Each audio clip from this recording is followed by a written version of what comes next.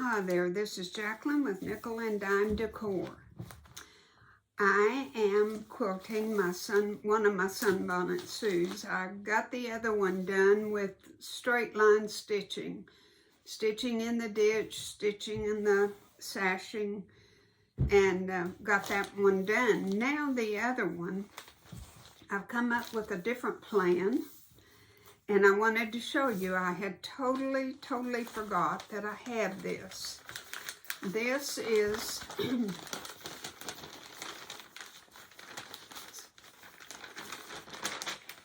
from Stipples. Well, it's called Stipples Made Easy. And the pattern is number 301. And you can get it at quiltingmadeeasy.com.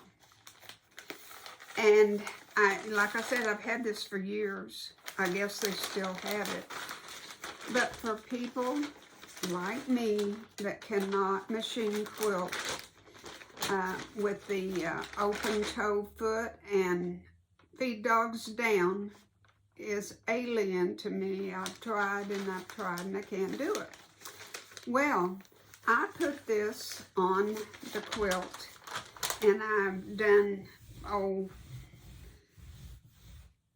not even 1/4 of it probably. But I wanted to show you because I'm very pleased with it and love how it's turned out. I would not put a whole long row of this stuff, because you want to pin it down and work with it in smaller sections. It just works so much better, and is, you know, under your machine is not, my machine anyway, I don't have a whole lot of room. I know some machines you have a great deal of space under there, but not mine. So I'm going to show you how I did it, but first of all, I just wanted to introduce it to you. And yes, it's time consuming because you're going to raise up your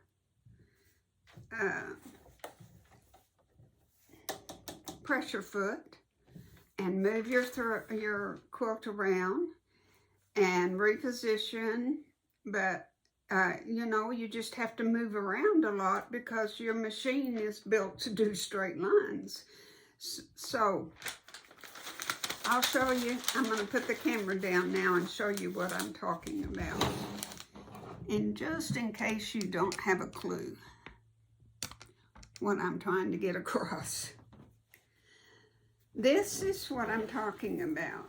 I think that is as good as if a professional was doing it on the long arm, and you wanted this, and you can do it on your machine. And like I say, it is time consuming. To do this one, this middle block took me an hour. And I didn't do, it's only about 3/4 of the block is done, because this doesn't fit. See, my block is, I think these are 12-inch blocks, and this piece of paper only goes right to there. So I've gone all the way across over to this second block, and I'm moving on. But like I say, it's going to take time. Now, you want to always put your machine at not a 3, but between your 2 and 3, just a little bit longer than your regular stitch on there. And I have a quilting needle in there. You need a bigger needle. I have a 35 weight thread on my top and 50 on the bobbin. And I don't know that you can, it's a real nice stitch. It gives you enough space space. It's a good length. I would recommend, I think I had it at, well, just almost to the 3. And you want your needle down because when you pivot, you don't want to lose your space into your next, where your needle's going to go down. So you always put your needle down. If you have that, every machine has that available, I think. Now, at this quiltingmadeeasy.com, they have lots and lots of different stencils. Now, what I'm going to do for putting it on right now, because I'm going to go down 1 block to the next one and try to space it, you know, pretty close to where you left off. So I'm going to start pinning, and put this down and pin from here to here.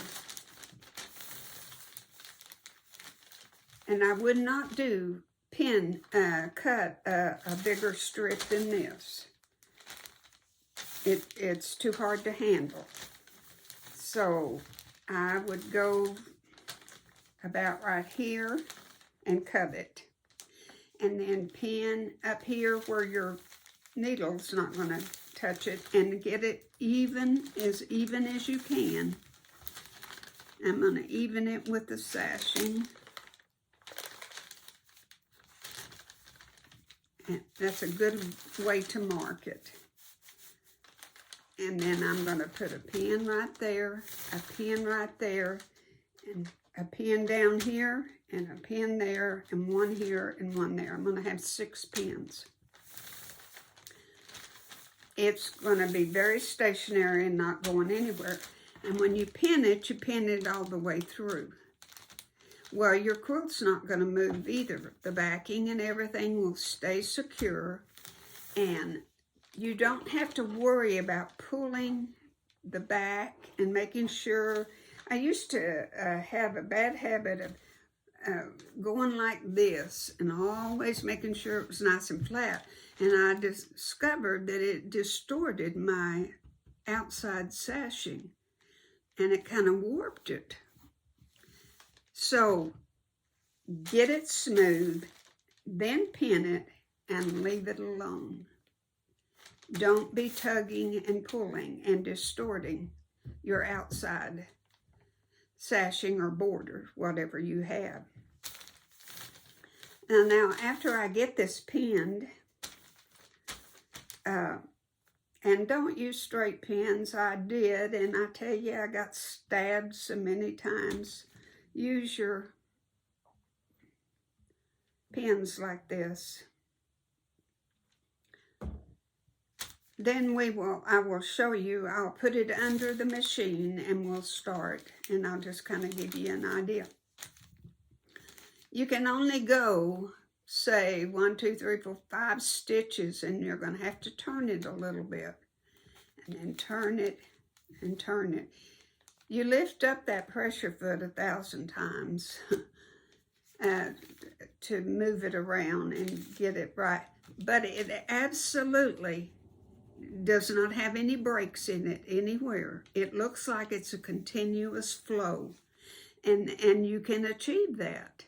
See how it looks exactly like it's a continuous flow. It's so wonderful, and a beginner can feel so good about it. And you know, especially if you make something smaller. If you started out with a table runner or a bag or even a mug rug. If you wanted to do this on a mug rug, great practice. Great practice. I can't tell you how much this little roll cost, but it's a wise investment. So I'm going to get it pinned, and then I'll come back and show you, and we'll put it under the machine, and I'll show you how this works. So I'll be right back. Okay, I have decided that I'm going to start in the middle again. I think it's always a good idea to start in the middle and then work your way out to each side and work your way out this way. And I failed to kind of mention to you that after you've sewn this, see, like right here, it quits. You will have to go back and forth a couple of times and secure it, because you're going to be cutting your threads there. Now, if you start over here on this side, you have a continuous flow, and you don't have to worry about that. And I think that's what I'll do, even though I will have to wrap my quilt like this.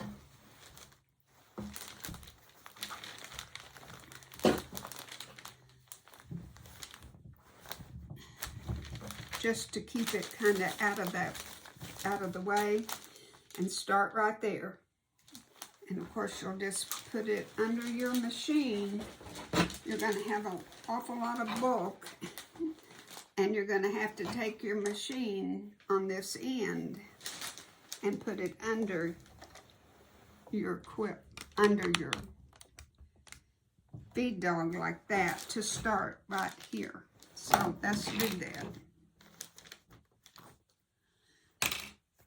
And just wrap it and wrap it and wrap it until you get to where you need to be.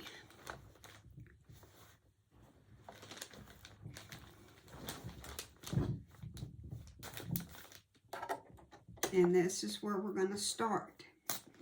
Now, I always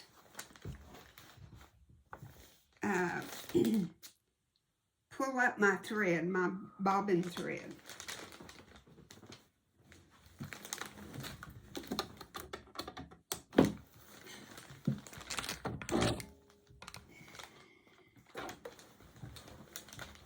Bundlesome, bundlesome.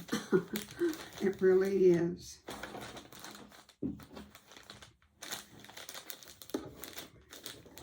And by pulling it up, I mean exactly that.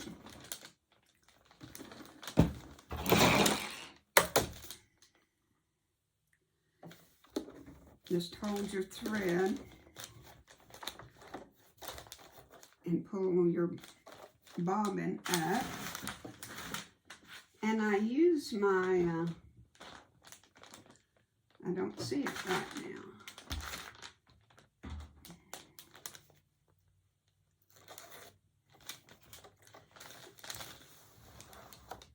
And there you have your bobbin thread is up at the top.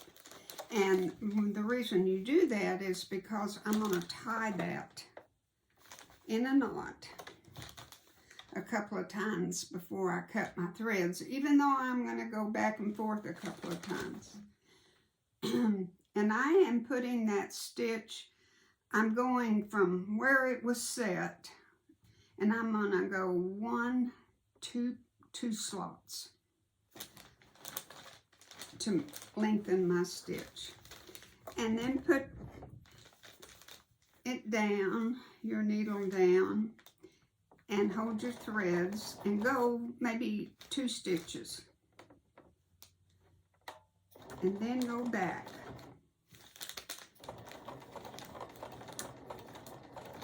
Now, see, that's all I can do. And now I've got to swivel it a little.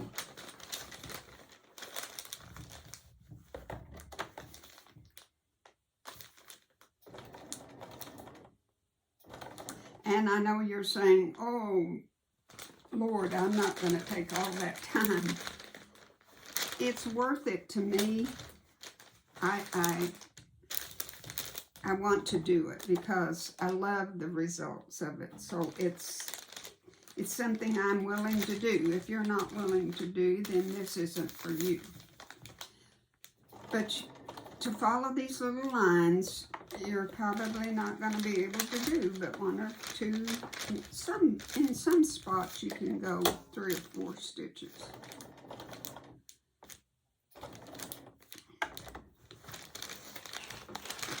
But you see what I'm doing. I hope you can see.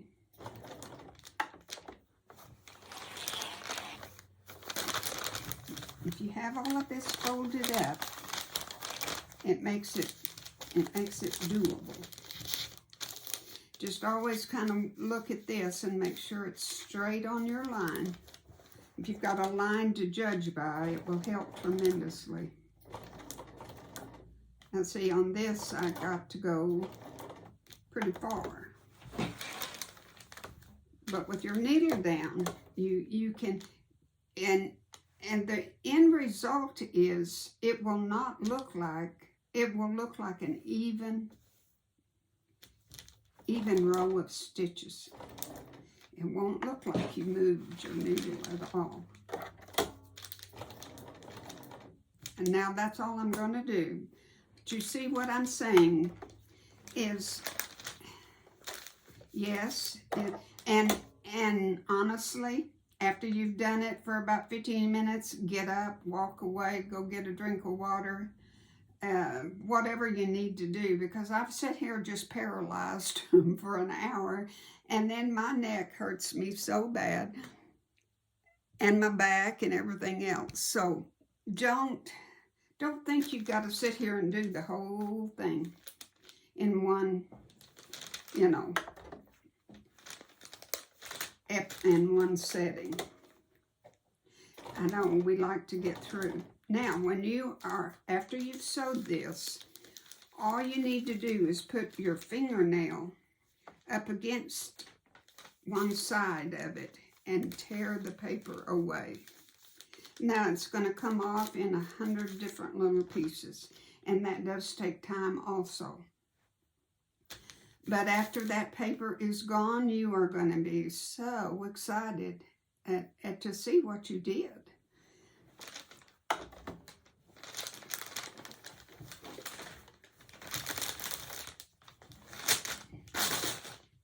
And this gets pretty wrinkled, but that's okay. It holds up real good. It really does.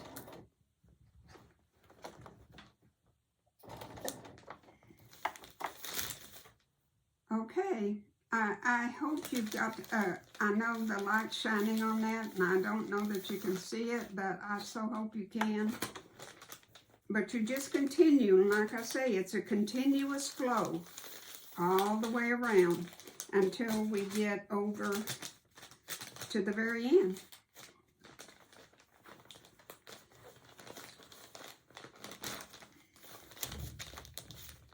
I hope you enjoyed this, and I hope you will try it.